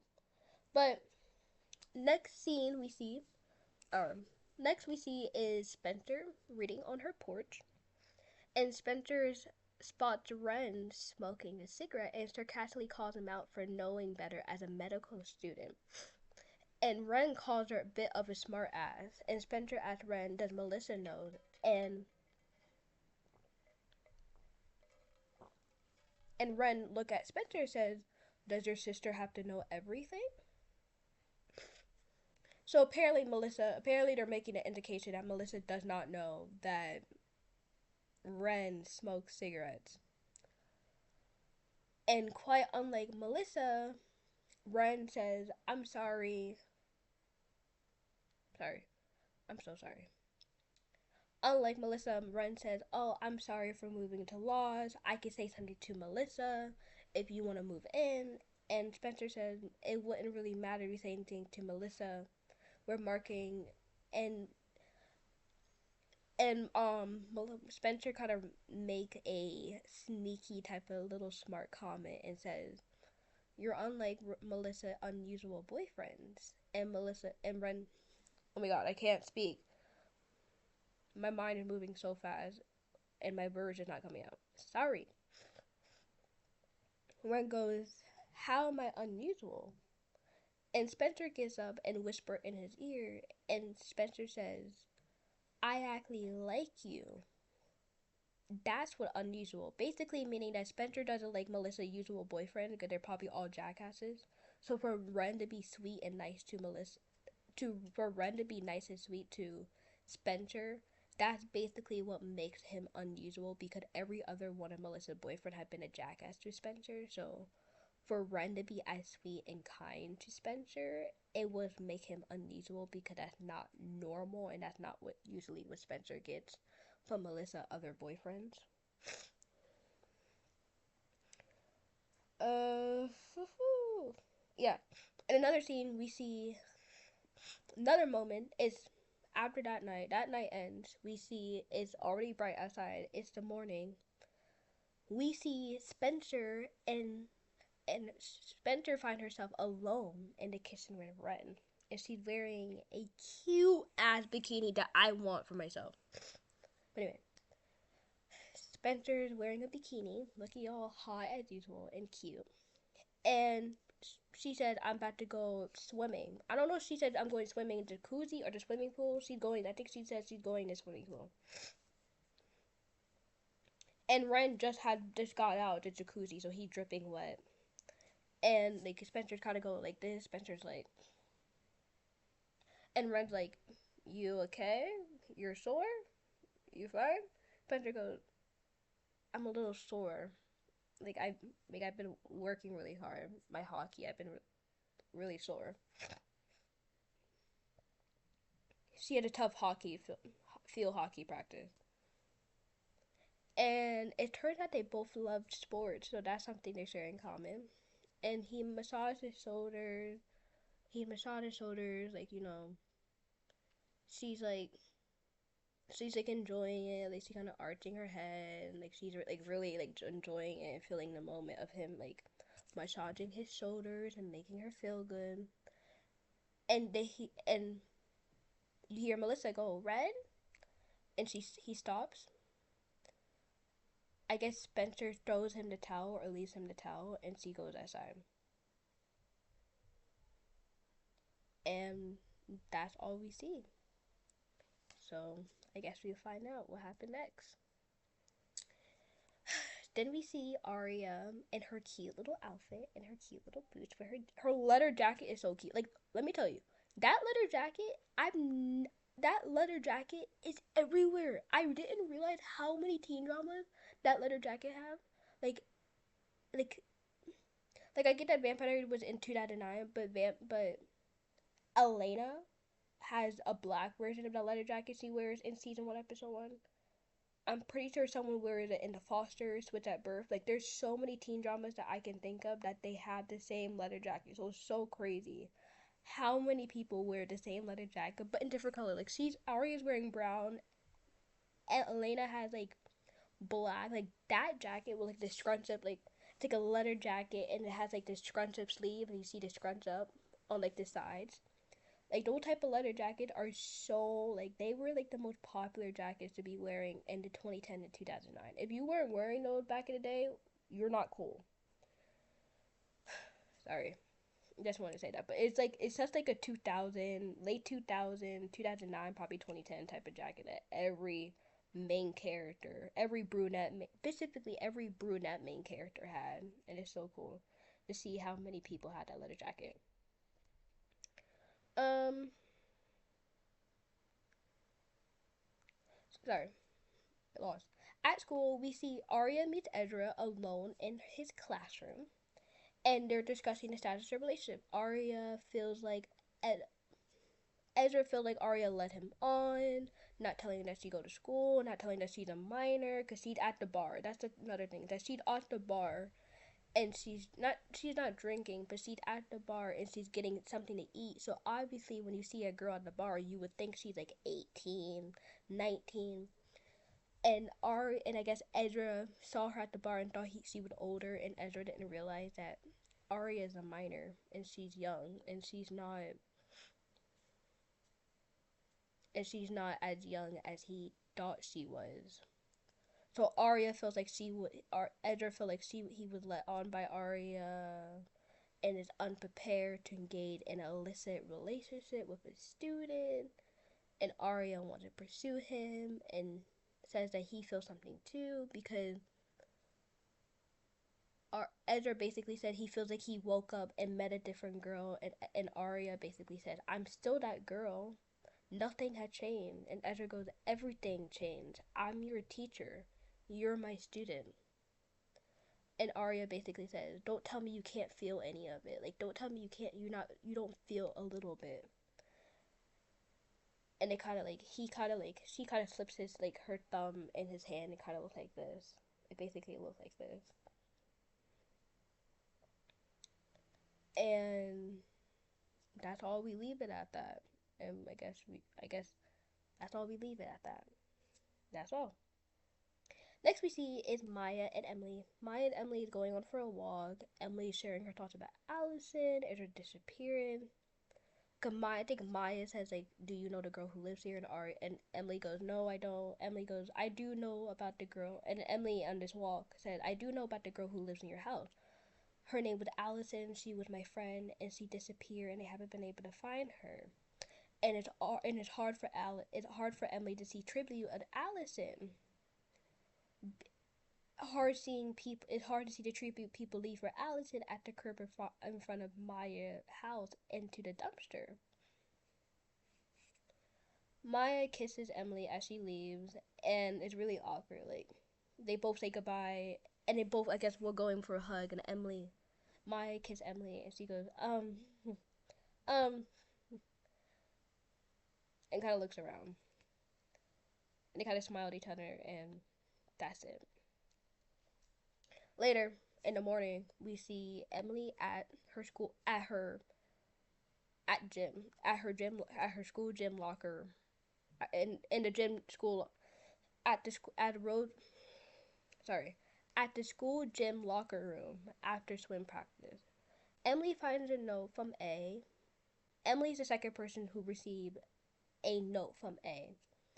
Emily finds a note from A that says, "Hey M, I've been I've been replaced. You found another friend to kiss," letting her know that she's aware of her previous kiss. Basically letting her know that she's aware of her previous kiss. So Emily thinks it's Allison, because Allison is the only person that knows that Emily kissed her. So Emily goes, Allison? Because Allison's the only one that knows that Emily kissed her. And she slammed the locker room, and Spencer's locker is really close to Emily, and she goes, "Are you okay, Em?" And Emily goes, "Yeah, I'm fine." And she folds it up and put it in her pocket or put it in her bag.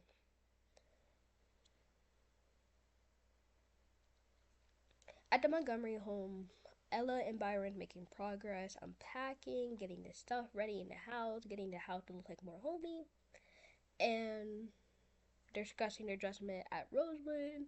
And Byron reveals how nervous he felt is to lose the closeness that he had with his wife in Iceland, and where the two were forced to bond, the lack of having other friends there, and he doesn't completely reveal what he's afraid of will threaten the relationship and his wife in Rosewood.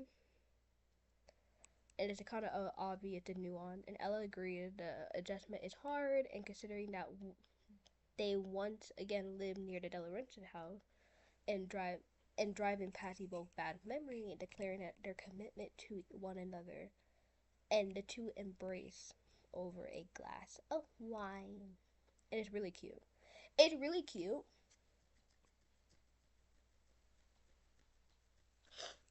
I think the difference is when you first watch it, you're like, oh, it's so cute. But then when you rewatch it and you know how of a snake Byron is, you're like, oh, cute. But I know how sneaky snake Byron is, so it's not that cute. And you look at Ella, you just feel bad for Ella because you're like, Ella just married this guy, and he been making out, and he made out with another girl and made his daughter lie. Like what? Like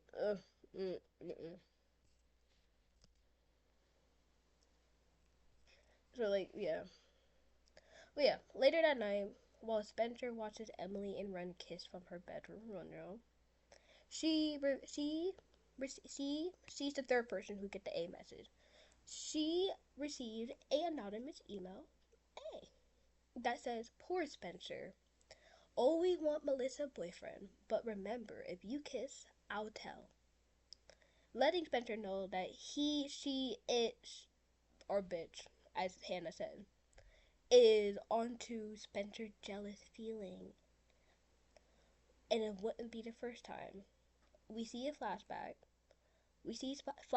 Spencer remembers the summer. We see a flashback, and Spencer flashbacks to the summer when Melissa was dating her then boyfriend Ian Thomas that come later in the picture. She has been standing. She has had been standing with Allison and Hannah in the kitchen. And and this is how you could tell like Allison kind of like contribute to Hannah's like insecurity, because Hannah gets in the house and she's about to grab a cookie, and Allison says, "Are you gonna eat that, sweetie?" And Hannah looks at her, and Alice says, "I'm being a friend, Hannah." And Hannah puts down the cookie, basically making her ashamed that she's about to eat a cookie.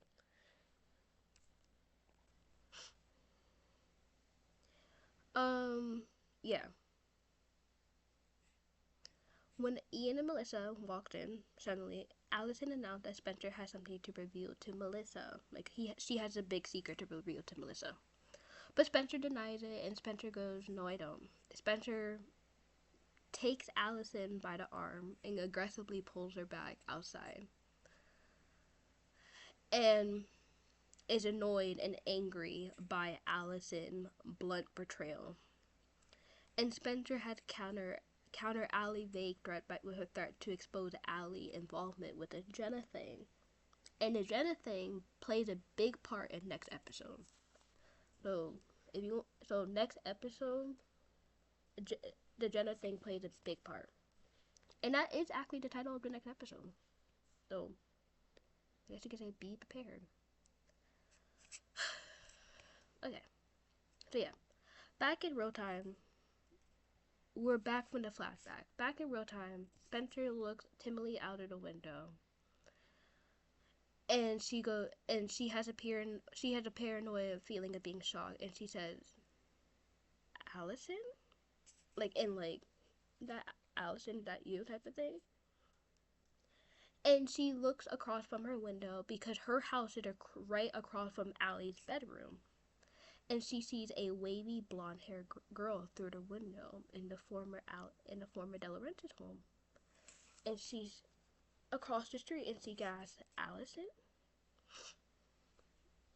So, was that Allison or was it not? Who knows?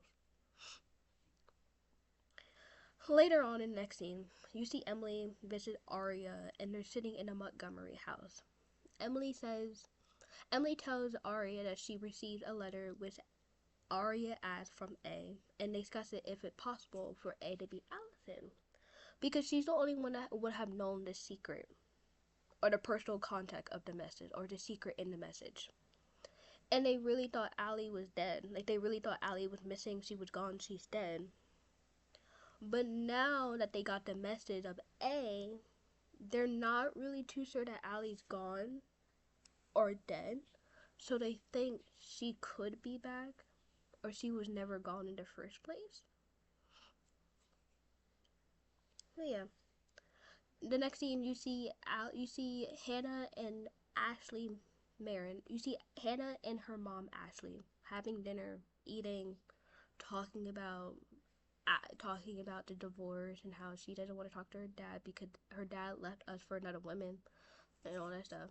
And Ashley goes, "He left me, not you." And Hannah goes, "He left both of us." It kind of like the whole yeah, that whole thing.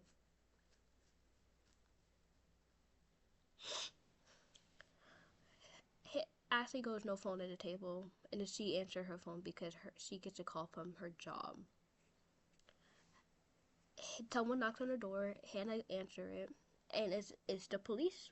It's the police. The police shows up at her door and busted her for shoplifting. They say you're under arrest for shoplifting.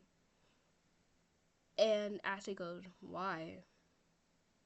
You may have been mistaken." And they go, "No, we have your daughter on camera for shoplifting a pair of glasses at the local mall."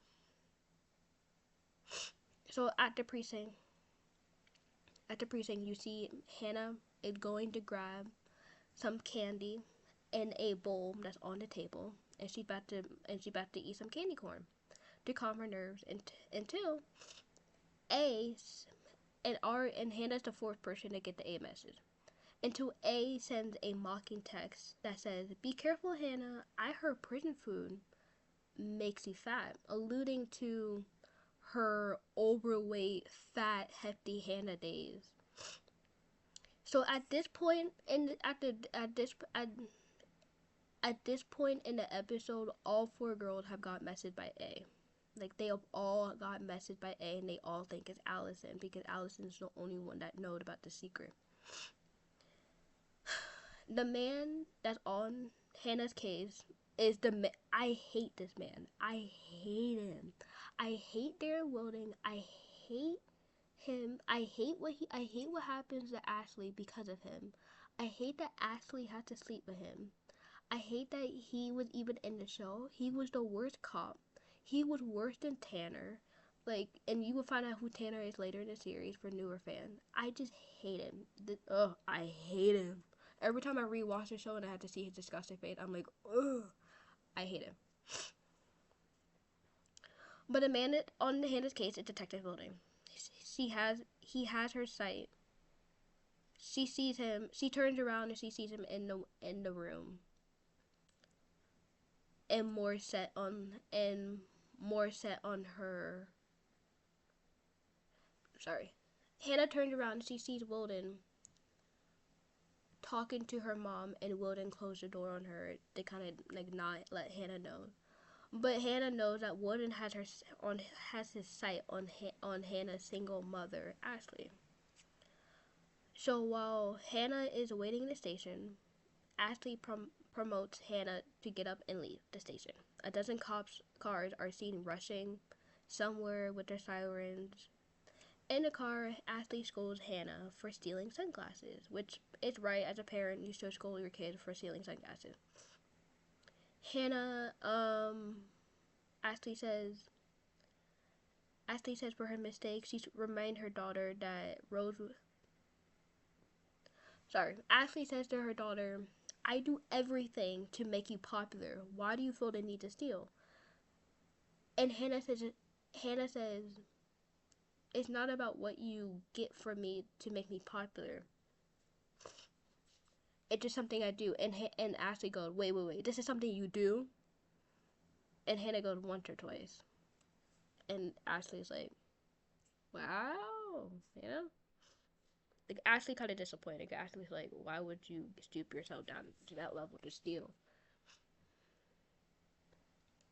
And then Ashley remind her daughter that Rosewood is unforgiving of damaged reputation. Here you go. A damaged reputation, and she will take care of the police situation at the station. she would take care of Hannah's case at the station later on, I guess, or she would deal with it. And she tells Hannah to admit that she did nothing, she saw nothing, she heard nothing, she did nothing. No, she didn't say that, but she basically says if anyone asks, did you steal glasses? She said she did nothing. They basically saying the cops only took her in and they didn't find anything. That's basically what Ashley wanted Hannah to say.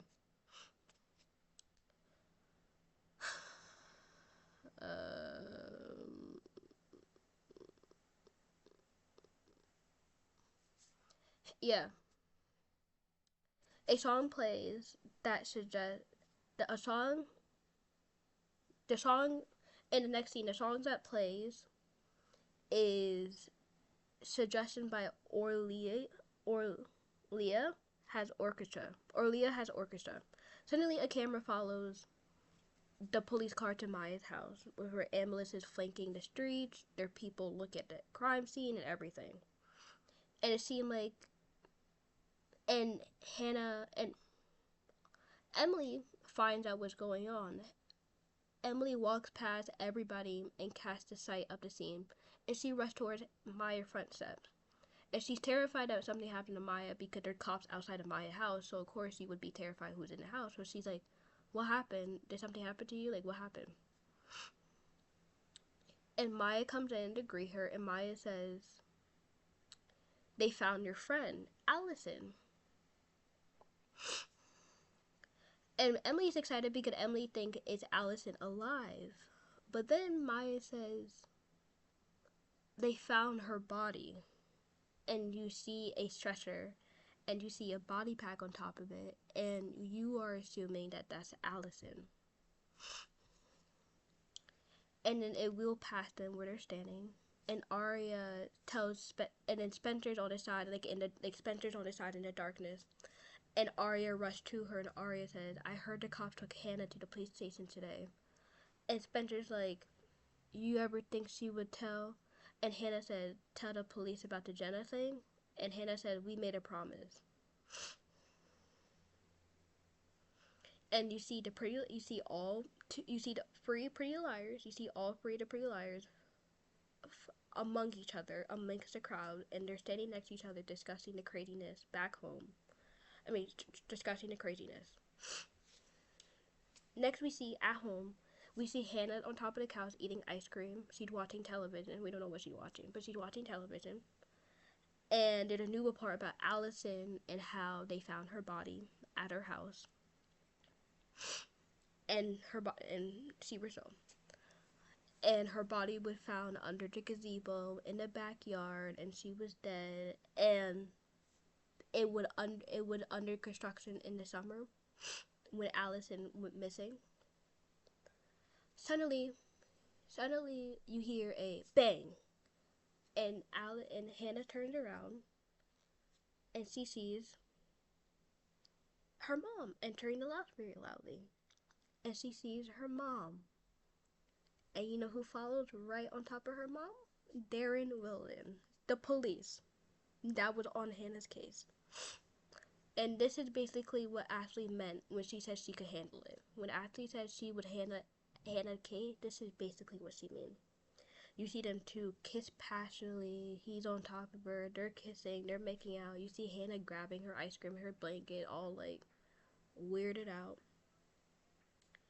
Then Darren Wilden start going up the stairs, and he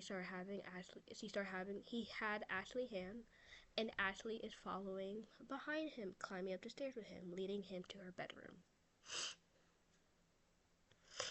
Ashley turns around as she going up the stairs to see Hannah, and you watch the guilt on Hannah's face froze on the couch.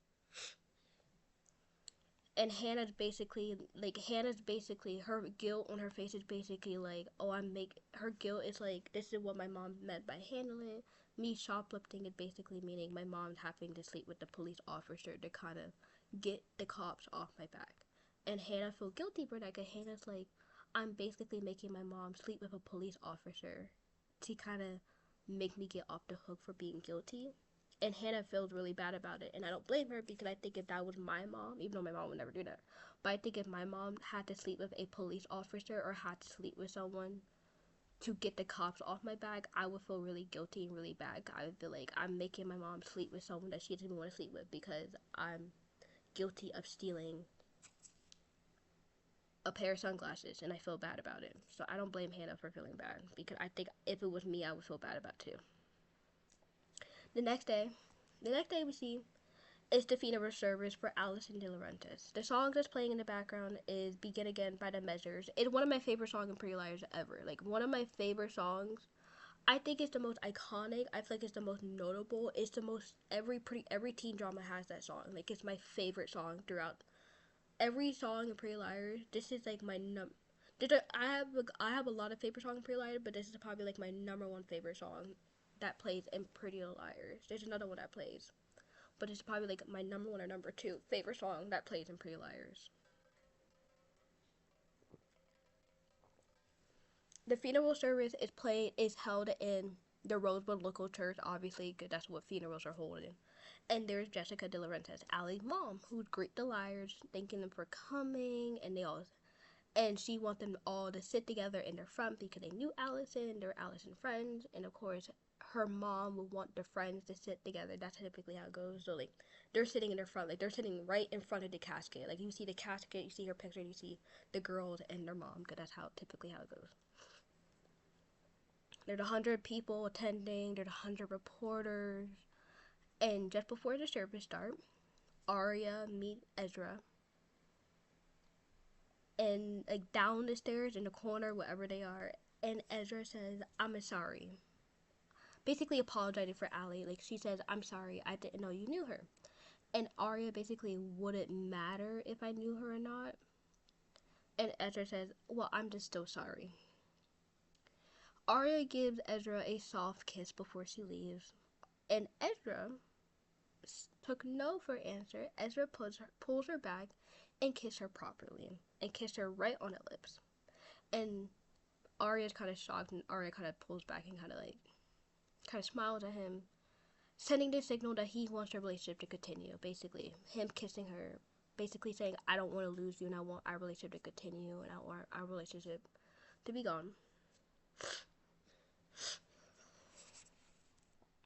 And then the next, you see all the girls sitting in the front seat at the service, and you see the liars talk about how Allie would have loved the service, and Spencer said Allie would popular in life and death. And Hannah offered her flash. Hannah took out a flash in her bag and offers the other girls,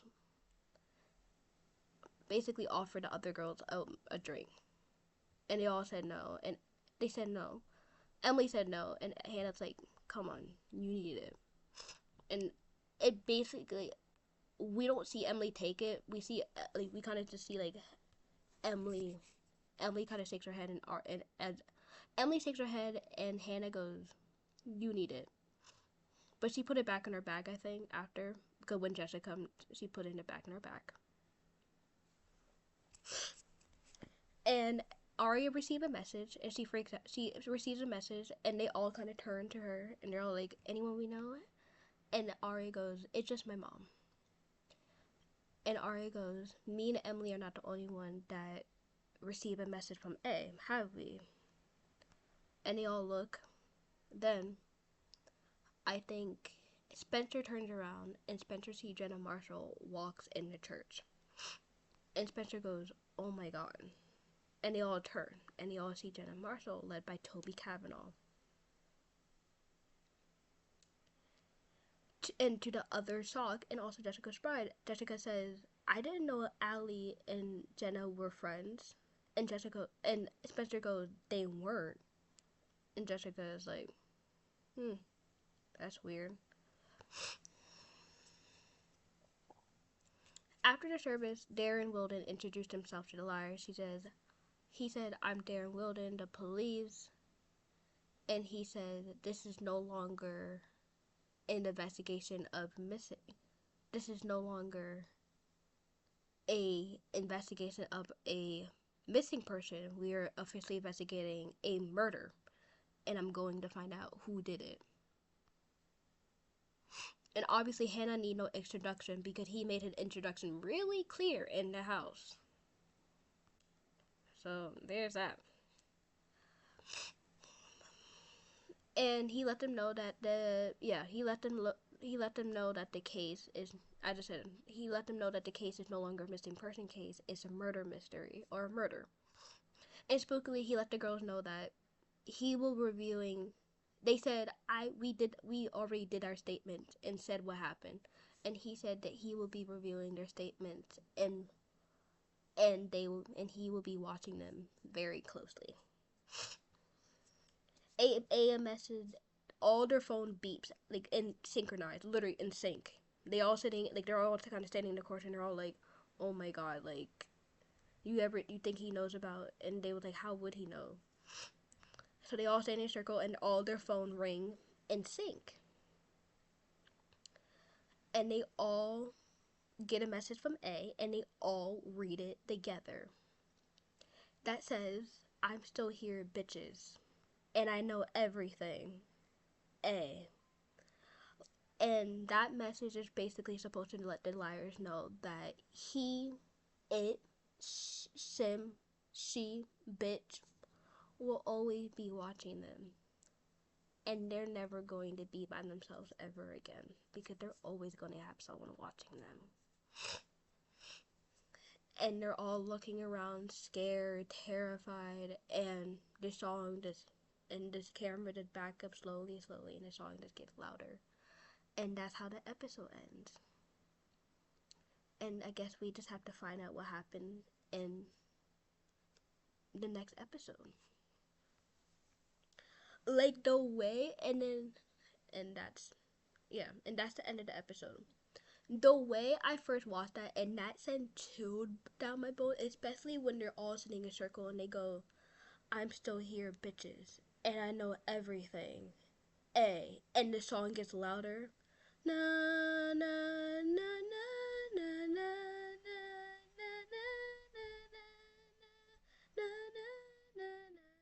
like that. I'm over here shivering. Like, when I first watched that for the first time, I'm over here shivering, scared. I'm like this, looking behind me. When the lights turn out, I think I see A in the corner of my room. I think A is in my room. Like, I'm terrified. Like, when I was younger, I tell you, when you're younger and you're watching Pretty Liars is so fucking scary when you're younger. Because it's not realistic. It's not like Michael Myers or Scream. It's so scary because knowing that can happen to you in real life. That's why I think Pretty Liars is so scary. Because it's scary knowing the fact that could happen to you. Like, knowing the fact that could happen to me. Like, I could get a message in real life. And I think that's why Pretty Liars were always so scary growing up. Because it wasn't like a supernatural thing. It wasn't like watching vampires or witches or werewolves. Or it wasn't like Michael Myers, knowing that it's fake and fictional. A is like a stalker and a creeper and a killer. And knowing the fact that could happen to you in real life if you gave it a chance is scary. Because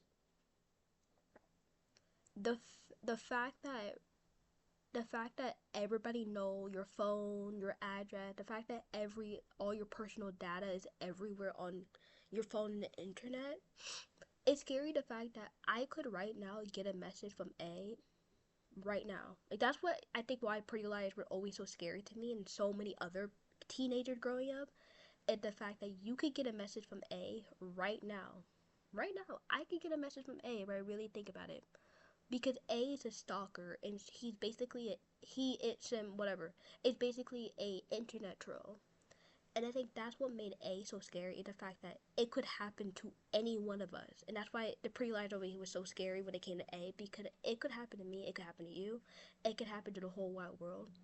And then also knowing how AI works, and knowing how scary the internet is, and knowing how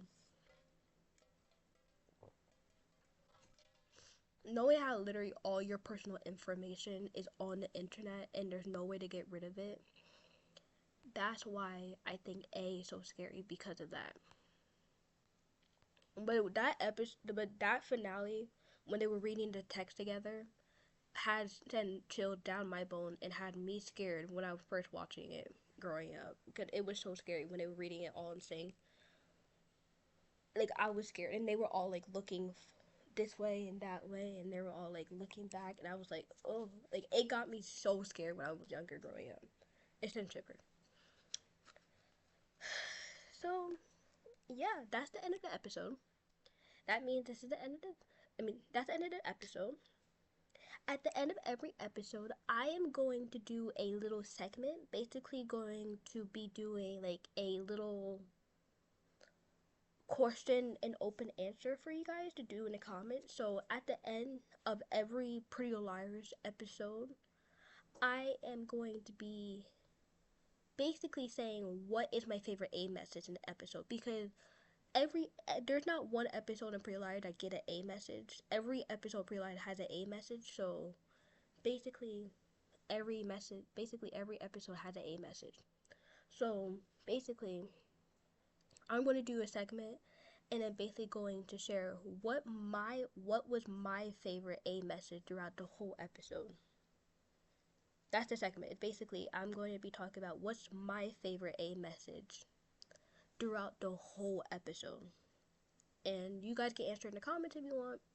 You don't have to, but if you guys want to share your favorite A message in the comment for season 1, episode 1, you guys can. And yeah. So my favorite A message of the episode is the one they get at Ali funeral that says, "I'm still here, bitches, and I know everything." A. I think that's my favorite episode because A is it's the first message they get in the whole, well, not the first one. It's the first message they get as a group, because they all get messages when they're not together, but this is the first A message they get as a group. It's the most iconic one, and I think it's the most memorable one, and I feel like it's the most quotable one. Like anytime you think of an A message, that's the A message they put on T-shirts or stickers. Like literally, if you search up Pretty Liars merchandise, I guarantee you're seeing, "I'm still here, bitches, and I know everything." A, like that's the A message they put on every Pretty Liars merchandise, stickers, T-shirts. Like that. It's the most iconic one. It's the most notable one. It's the most message that people know and recognize. And then also, I think also the reason why it's iconic. Give me a second. And I think it's the reason why it's the most iconic is because then at the end of every funeral episode, that was like the most iconic. That was always, sorry guys. They made it a tradition at the end of every funeral episode for A to call the girls bitches. So like every episode that had a funeral, every Pretty Liars episode that had a funeral at the end, and A would send all the girls a message. Shem will always say bitches, like that. They made it a tradition for A to call all the girl bitches when they were all together. And I think that's why it's the most iconic message and the most notable, because then A just made it A basically made it a tradition to call it live bitches anytime they're together. And I think that's why it's the most recognizable and the most notable. But yeah, that's my favorite A message. Let me know in the let me know in the comment down below, guys. What's your favorite A message? What's your favorite A message of this episode? Let me know in the comments. And yeah, I will see you guys next time.